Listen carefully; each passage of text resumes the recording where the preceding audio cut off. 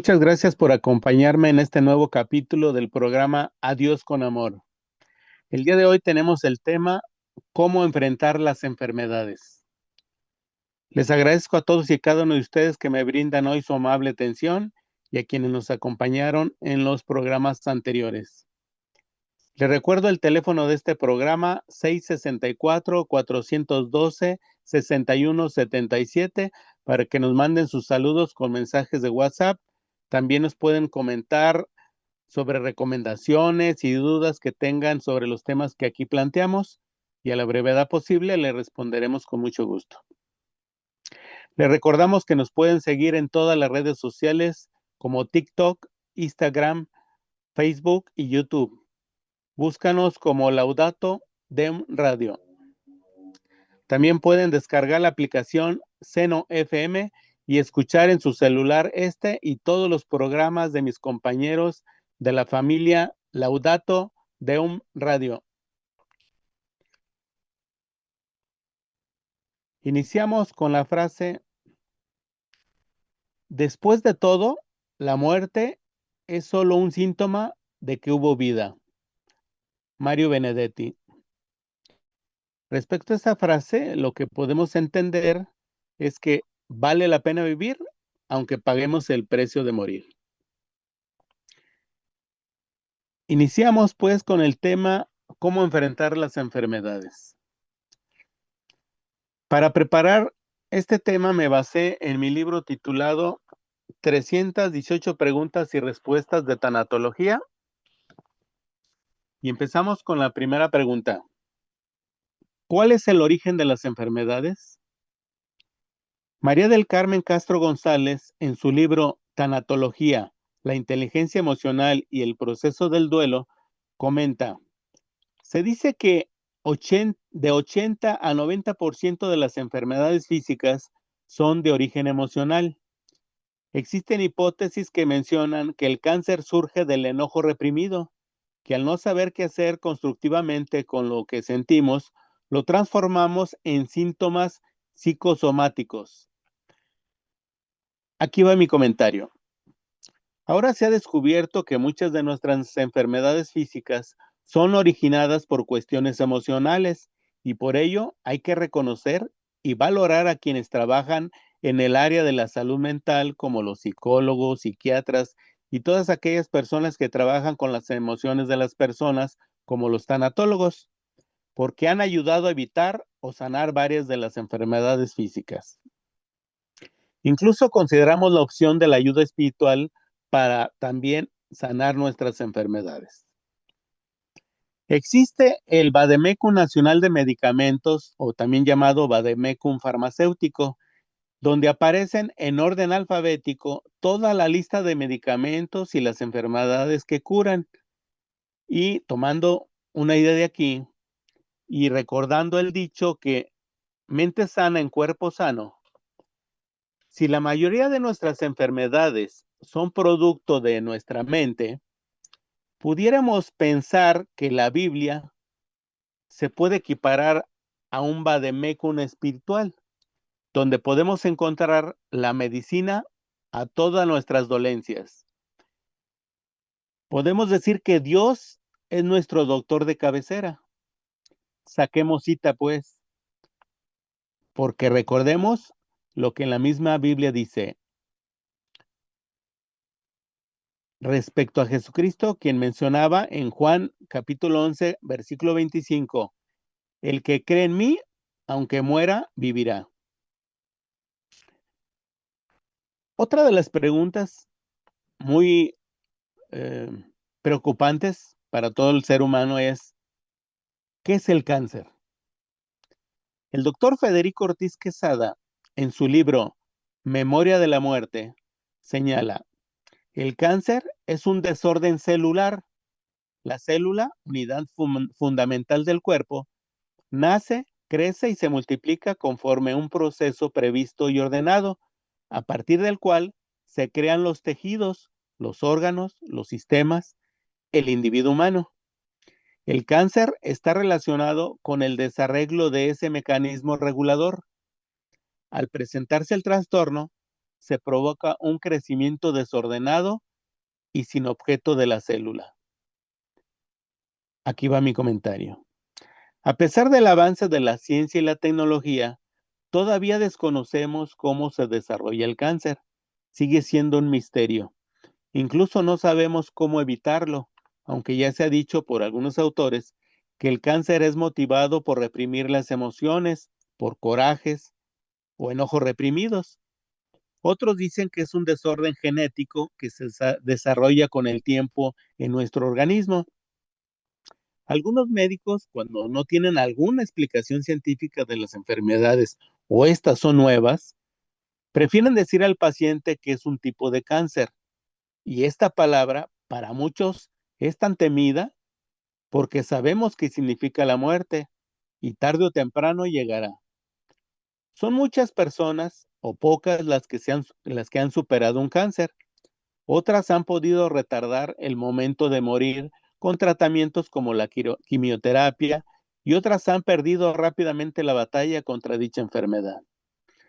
Pues esta palabra a muchos nos asusta y aunque hay curas, se ha dicho tanto de esta enfermedad del cáncer que mucha gente se asusta inmediatamente cuando la mencionan. Incluso ha habido muchos casos en los que diagnósticos están equivocados, a veces existen errores en los laboratorios. Entonces imagínense ustedes esa impresión que le pueden dar a un enfermo cuando hay un error, de al principio, pues imagínense el susto que le causan. Entonces, sí, hay que pre procurar evitar ese tipo de errores, aunque ahorita con el avance de la ciencia, pues, sería muy raro, pero puede suceder.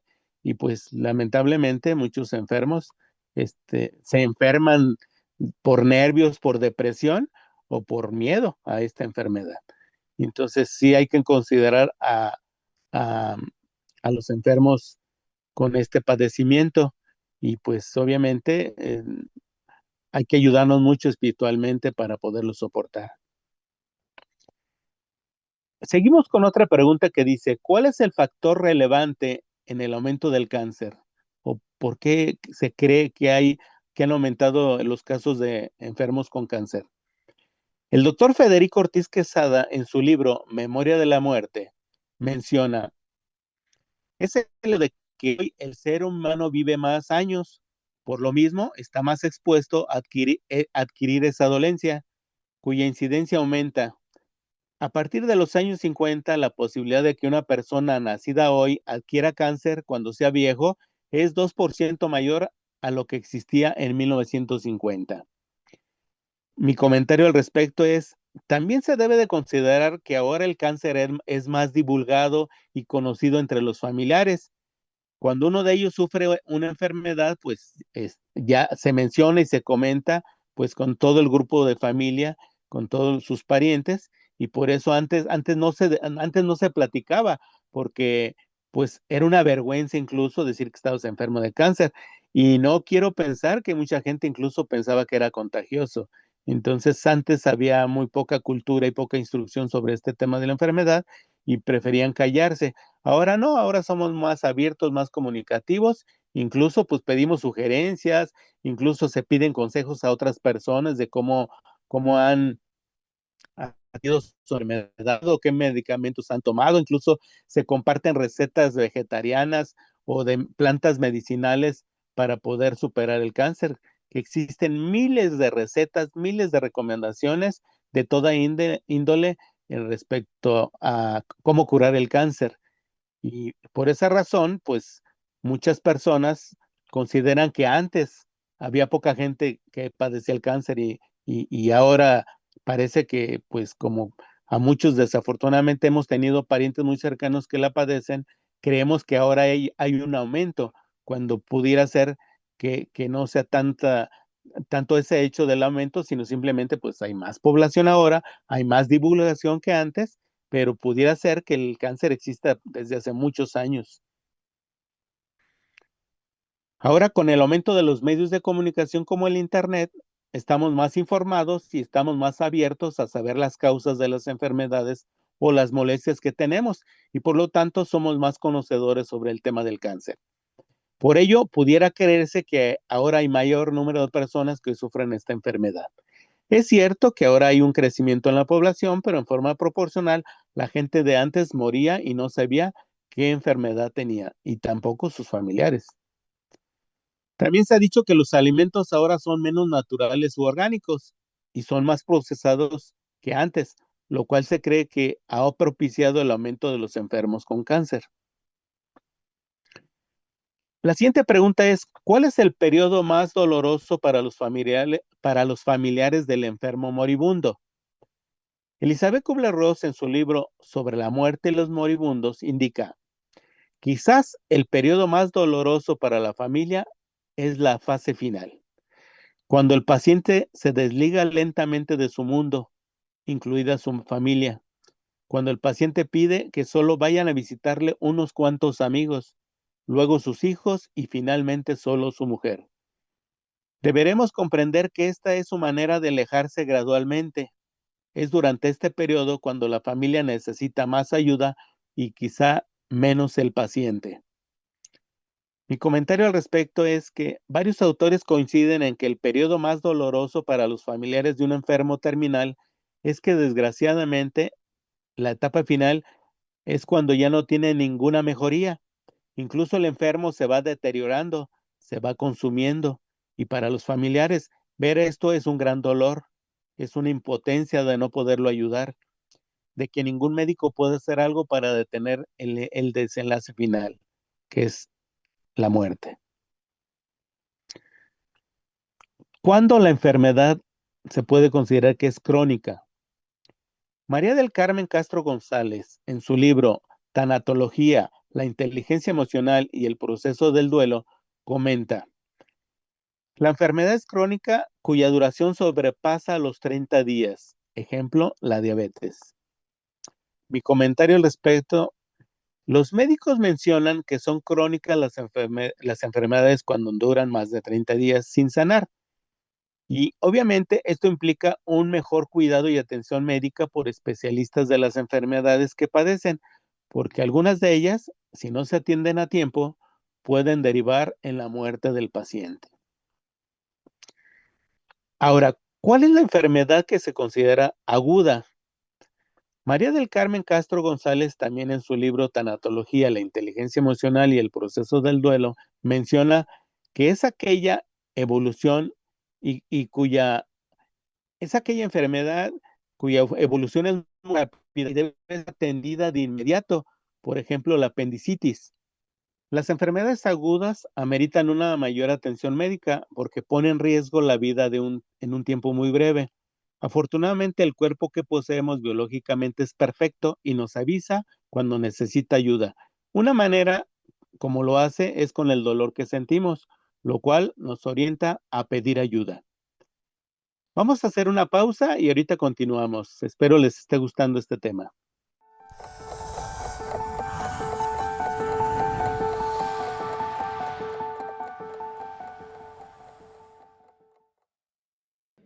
Matrimonio, tenemos una gran invitación para ti a vivir esa gran experiencia de los retiros que MCA, Matrimonios Católicos en Acción, tiene preparado para ustedes. Así es, porque siempre es mejor 3 que 2. Invita a Cristo a estar en tu matrimonio. No te puedes perder esta experiencia. Busca alguna de nuestras comunidades y encontrarás que definitivamente junto con tu esposo o con tu esposa se puede vivir diferente. Sin duda alguna, hace parte de esta gran experiencia de los retiros que MCA tiene para cada uno de ustedes en el rancho de Tecate, Gozo y Esperanza. Anímate, porque Cristo está entre nosotros. Está y estará.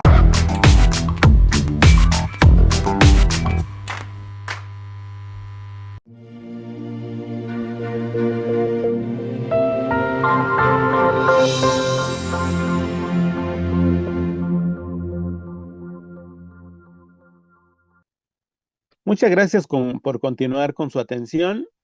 Vamos a seguir con la siguiente pregunta respecto a cómo enfrentamos las enfermedades. ¿Cuándo se considera que la enfermedad es terminal? María del Carmen Castro González, en su libro Tanatología, la inteligencia emocional y el proceso del duelo, comenta: La enfermedad es terminal cuando la expectativa de muerte se presenta a corto plazo y no excede los 6 meses. Mi comentario al respecto es que los especialistas mencionan que los enfermos se encuentran en su fase terminal cuando, según su pronóstico, no va a durar más de 6 meses hasta que llegue la muerte. Pero se han presentado casos extraordinarios o milagros en donde los médicos se han equivocado afortunadamente y los enfermos se recuperan satisfactoriamente en una forma difícil de creer. Para algunos creyentes, consideramos que fue un milagro. Otra pregunta, ¿qué necesidades tiene el enfermo terminal? Igualmente, María del Carmen Castro González, en su libro Tanatología, la familia ante la enfermedad y la muerte, afirma: las necesidades físicas como aliviar su dolor y otras molestias físicas, náuseas, vómitos, sentirse aceptado, acompañado y escuchado, saberse parte de una familia donde es aceptado, requiere ser valorado por otros y por él mismo. Tiene la necesidad de perdonar y perdonarse, reconciliarse con su pasado, así como la reconciliación con sus seres amados y con el Ser Supremo, si cree en él. Mi comentario al respecto es: podemos coincidir en que una de las grandes necesidades que tiene todo enfermo es indudablemente que se le quite el dolor o las molestias de su enfermedad. En resumen, que se alivie, y las razones secundarias es sentirse amado, cuidado, seguro, acompañado, apreciado, valorado, en fin, que sea reconocido como un ser humano con todo lo que ello implica. Otra pregunta: ¿qué miedos presenta el paciente moribundo? María del Carmen Castro González, en su libro Tanatología, la familia ante la enfermedad y la muerte, escribió: el miedo que presenta el paciente moribundo es ser un estorbo, sentirse vulnerable, inutilidad física, deterioro de la autoimagen, futuro de la familia, miedo a ser olvidado, pérdida del rol o su futuro y su proyecto de vida. Mi comentario al respecto es: uno de los miedos que más tiene el enfermo es sentir que no vale nada, sentirse miserable, miedo a perder su privacidad, incluso su intimidad, el tener que pedir ayuda y, sobre todo, algo que les cuesta mucho trabajo a los enfermos es depender de otras personas, el no ser autosuficiente. Eso es una de las preocupaciones de los enfermos. Otra pregunta: ¿cuál es el miedo más grande del moribundo? También María del Carmen Castro González, en su libro Tanatología, la inteligencia emocional y el proceso del duelo, escribió: el miedo más grande del moribundo es la intrascendencia, que nadie lo recuerde, ya que ya no esté aquí. El rabino Harold Krusner, autor de Cuando la gente buena sufre, dice: lo que más quita el sueño no es el miedo a la muerte, al fin de nuestra existencia, sino que nuestra vida no haya servido para nada. Mi comentario al respecto es que algunos autores comentan que el mayor miedo del enfermo es que se sienta que sienta que su vida es un desperdicio, el no trascender, el que nadie lo recuerde o se olviden de él. Pero quien escribe estos comentarios, al recordar las veces que ha estado gravemente enfermo, su servidor, uno de los miedos más grandes que he sentido es dejar desprotegida económicamente a mi familia, el que ya no vayan a contar con mi apoyo, eh, con mi protección. Y si incluso si no se cuenta con servicios médicos. Otro de los miedos es incluso cómo pagar un hospital privado. Eh, el no saber cuántos días vas a estar hospitalizado es uno de los miedos que se tienen, no solamente para su servidor, sino pues para la mayoría de la gente. El tener que ser atendido en un hospital privado, pues desafortunadamente la mayoría no tienen los recursos económicos para ser atendidos en un lugar de esta naturaleza.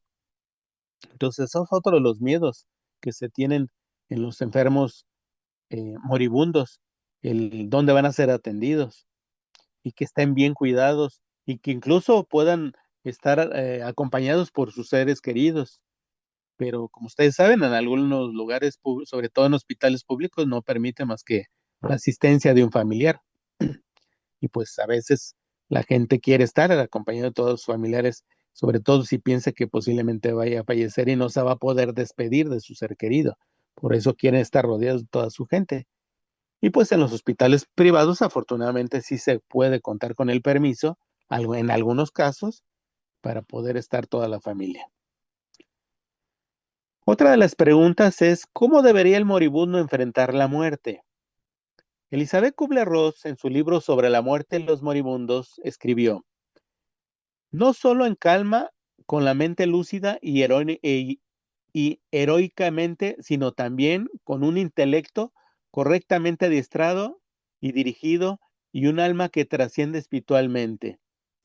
Mi comentario al respecto es, para varias personas que son creyentes, la forma más esperada de enfrentar la muerte es estando en paz con el Creador, especialmente los católicos que sienten más en paz el esperar la muerte cuando estamos confesados. Incluso si nos aplican los santos óleos o el sacramento de la unción de los enfermos. También ayuda el que no tengas pendientes con algunas personas y entonces, sumado a la confesión espiritual, el pedir perdón y otorgar a quienes nos ofendieron o a quien nosotros ofendimos es otra forma de tener tranquilidad y paz para esperar la muerte. Aunque es difícil estar totalmente tranquilo por el instinto natural de la conservación de la vida.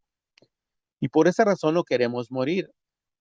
Queremos seguir viviendo y por lo tanto, la paz y la tranquilidad total es esperar la muerte, pero pocos lo logran. Otra pregunta, ¿cuáles son los cuidados paliativos? Daniel Bejar, en su libro titulado Un buen morir, menciona: paliare significa paliar, tapar, disimular, encubrir, disimular, mitigar y moderar el rigor de algunos procesos de medicina paliativa. Esta es una rama de la medicina que se encarga de disimular, mitigar y moderar el rigor o la violencia de ciertos procesos. Su objetivo es conseguir la mejor calidad de vida para el paciente y su familia. Mi comentario al respecto es que son las atenciones que se dan al paciente, los cuidados paliativos para que tenga una mejor calidad de vida durante su enfermedad. Y esos cuidados paliativos permiten que el enfermo no sufra mucho y al no sufrir el enfermo, pues tampoco sufren sus familiares. ¿Por qué? Porque ven que su enfermo está bien cuidado. Otra pregunta es, ¿cómo se conoce el grado de bienestar de los enfermos? Daniel Bejar, en su libro titulado Un buen morir, puntualiza: para conocer el grado de bienestar de los enfermos en fase terminal, debemos evaluar las condiciones siguientes: dolor, náuseas, depresión, ansiedad, somnolencia, apetito, bienestar. Cuanto más largo nos parezca el tiempo, menor bienestar experimentamos. Cuanto más corto nos parezca el tiempo, mayor será nuestro grado de bienestar.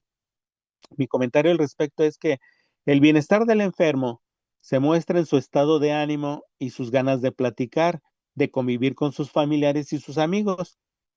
El tener expectativas de vida, planes a futuro, es una manera de saber qué tanto bienestar tiene el paciente, qué tan a gusto se encuentra, qué tan positivo, qué cara le pone a su enfermedad. Es la actitud que toma ante su desgracia. Otra pregunta es, ¿quién cuida al enfermo en coma hasta el final? Elizabeth Kubler-Ross, en su libro Una luz que se apaga, menciona: después de algún tiempo, los amigos y los hermanos dejan de visitar al paciente. No saben qué decir a un amigo que ni siquiera los mira. Los padres espacian cada vez más sus visitas. Esto, con frecuencia, deja a la madre como la única responsable de su cuidado, lo que significa para ella una carga demasiado pesada. Mi comentario: cuidar a un enfermo que está en coma es la prueba más palpable del amor que puede tener un ser humano para con el otro, pues pocos esfuerzos o sacrificios se pueden comparar con el cuidado que se tiene con quien está en coma y no hay que adivinar quién es de las pocas personas que se ofrece a cuidar a un enfermo que ya no responde y que solamente se encuentra vivo por los aparatos que le han puesto en el hospital. Y esa persona que lo cuida posiblemente sea su madre, o el cónyuge o la pareja, la que al final de cuentas tenga que firmar la autorización para que lo desconecten y con ello cargar con esta culpa hasta el final de su existencia, al menos que sean apoyadas por un tanatólogo para quitarse ese sentimiento de culpa.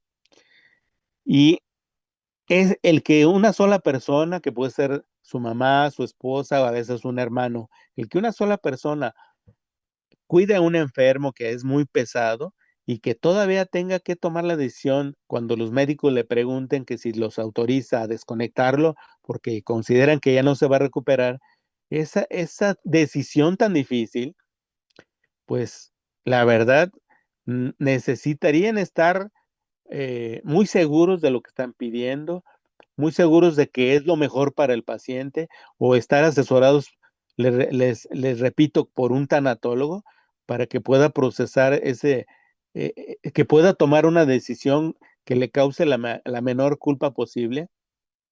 Y esto solamente a través del acompañamiento, pues, de un tanatólogo. Incluso a veces hay gente que confía mucho en los sacerdotes y a veces en lugar de llamar a un tanatólogo, llaman a un sacerdote para tomar esa decisión. Y si tiene la gran suerte que el sacerdote esté presente físicamente en el momento en que le preguntan que se autoriza a desconectar a su ser querido que está en coma, pues la verdad es una persona que tiene mucha suerte de estar con ese apoyo espiritual en ese momento tan decisivo.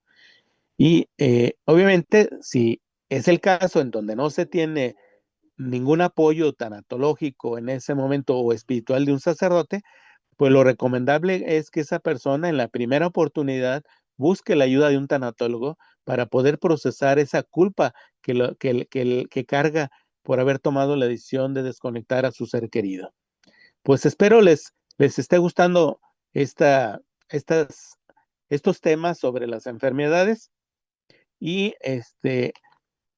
hacemos un corte aquí y si ustedes me lo permiten, vamos a continuar en otro programa, vamos a hacer una segunda parte y termino mi frase que he mencionado en otros programas.